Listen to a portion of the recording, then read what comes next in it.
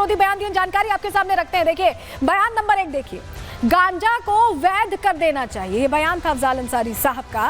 लोग गांजा को प्रसाद कहकर पीते हैं और गांजा अवैध तो पीने की छूट क्यों, ये बोला था। बयान नंबर 2, साधु संत गांजे का शौक रखते हैं, शौक से पीते हैं।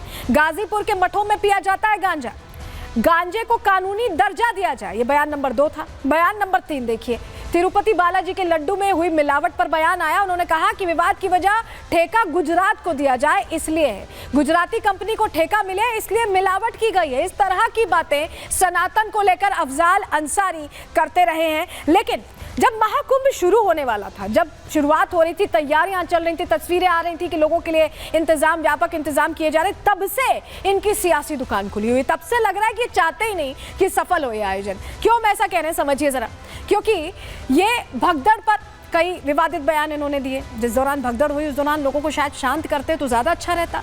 महाकुंभ में आंकड़ों पर इन्होंने सवाल उठाए और लगातार उठाते रहने, एक ट्वीट नहीं, पता नहीं कितने ट्वीट इनके इस पर आए हैं। प्रयागराज में जाम को लेकर भी इन्होंने बयान दिया कि जाम लग रहा है, इसकी व्यवस्था करनी चाहिए। समाजवादी पार्टी का कोई कार्यकर्ता तो लोगों की सेवा करता दिखा नहीं जाम के दौरान।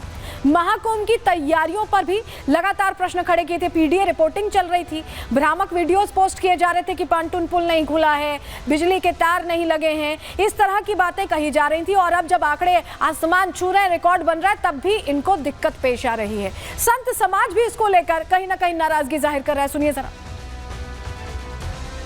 प्रकार से महाकुंभ पे टिप्पणी है वो अत्यंत निंदनीय है।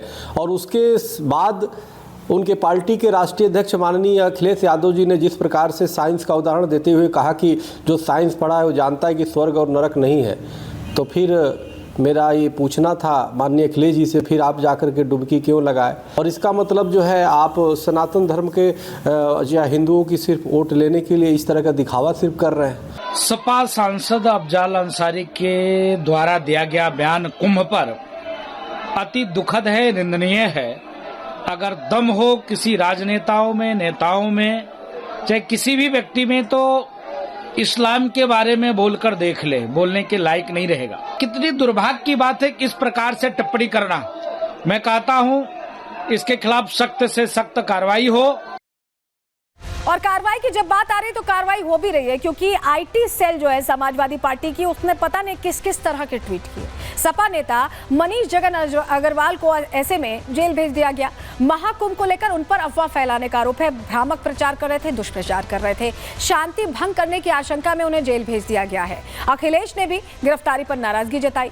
मनीष की गिरफ्तारी पर भड़क गए कार्यकर्ता। सपा कार्यालय के बाहर सपा समर्थकों की भीड़ इकट्ठा होती दिखाई दी और जमकर नाराजगी जाहिर की गई। अखिलेश यादव कैसे आग बबूला हुए, पहले तो भ्रामक प्रचार करेंगे और कार्रवाई हो जाएगी तो आग बबूला हो जाएंगे। सुनिए, देखिए। पता नहीं सरकार को क्या परेशानी है हमारे समाजवादी मीडिया सेल से, और ये पहली बार नहीं हुआ है, पिछली बार ही हुआ था जब हम लोगों को जाना पड़ा था पुलिस भवन में।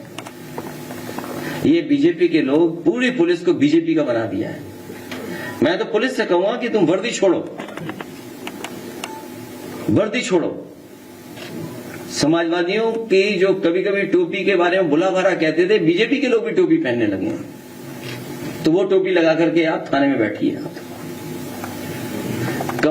कमिश्नर वाली प्रणाली का सबसे बड़ा फेलियर आपने अगर कहीं देखा है तो प्रयागराज में देखा है।